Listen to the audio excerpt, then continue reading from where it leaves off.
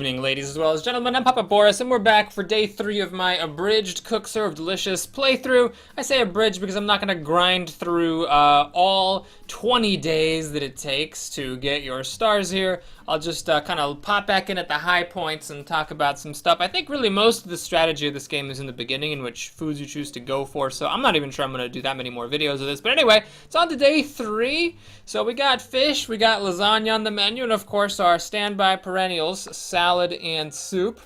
PSCR, PSCR, PSCR. I really think it's easier to hit 12 different keys than it is to hit one key 12 times.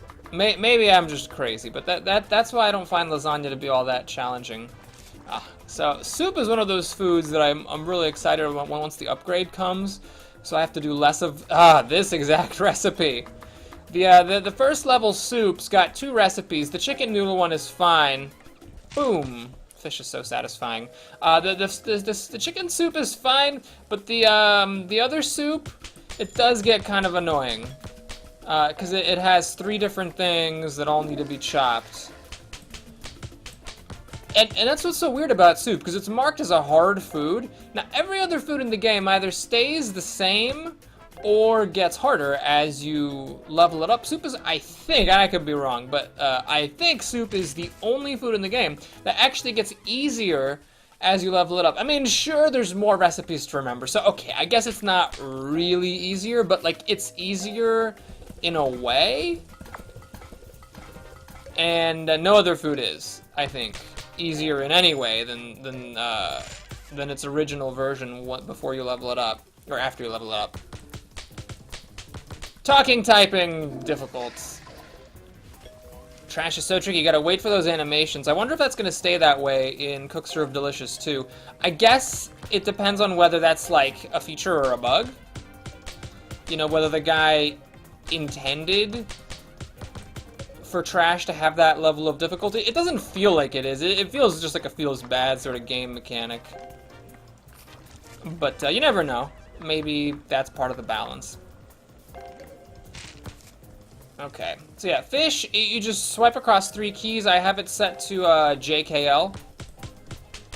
So whenever fish comes, I just swipe JKL. Oh, finally. I actually almost did the other one, which would have been bad because chicken soup doesn't have seasoning. So if you hit S out of reflex when you do the chicken soup, you do get it wrong. Okay. Haven't messed anything up yet? Alright, great.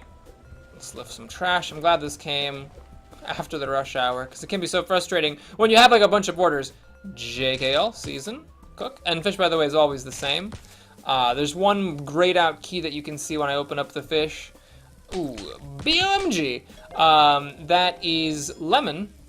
And same for the rat trap. Like, the original version of it is like, you know, all thematic, but I just make it so I roll across JKL, sanitize, just like for fish, actually. So basically, rat traps become the same thing as fish, which is not that hard. Soup du jour. Man, this soup is getting old. They need a new soup of the day. It's not even the soup of the day, it's soup of the day every day. I guess maybe that's why it's in quotation marks. Although, are all food in quotation marks? Or is it like a joke that it's in quotation marks? It's not really of the day because it's... Well, let me take a look. Okay, this is a chore. Always that extra dish I forget about. Is it in quotation marks when you have food names? No, soup du jour. But that's the one that we're trying to figure out, if it's always in quotation marks or not. No, they're all in quotation marks. So yeah, soup du jour being in quotation marks is not a joke. Celery is Y, gotta remember that. Well, you don't have to, you can open the menu and look. Ranch, oh, this is tricky. Mushrooms and tomatoes is just one thing. Now, I don't know if there's no T in salad, but if you were to press like M... Oh! Something was wrong with that one. Well, we lose our streak, unfortunately.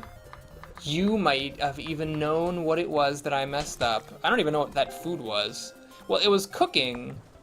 So it was either soup or fish, and I don't think I would have messed up fish, although I guess I could have forgotten the seasoning. So either I hit it too early, or I had an error with my soup recipe. So, I don't really care because I've played this game many times before, so I'm not all torn up. Oh, it could have been lasagna. Wait, how do I have that many foods? Fish, lasagna, oh yeah, fish, lasagna, soup, salad. So it might have been lasagna. Anyway, yeah, this isn't like a game I'm taking that seriously just because I've already beaten this game, I think, twice? So I'm not that bothered by it. But, you know, it can be frustrating when you're playing for real, because, you know, that happens, and you just lost yourself $250. So that was like a $250 either miscue or misfire, misshoot, you know, whatever.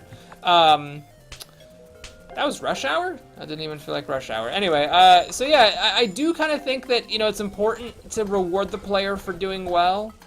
But just giving a flat $250 bonus for a fully perfect day feels kind of unsatisfying because before your player knows how the mechanics of the game work, it's fine. But once your player realizes, oh, if I have a perfect day, I get $250. And then they realize, oh, if I have a perfect day except for one bad order, then, or even one average order, then I essentially, like, that key that I hit at the wrong time or the wrong place essentially is costing me $250. That's very frustrating, which is weird. So it's like a reward that actually turns into a frustration. Because if the reward didn't exist, I have one average order, it's like, whatever, so I have like half a point less buzz.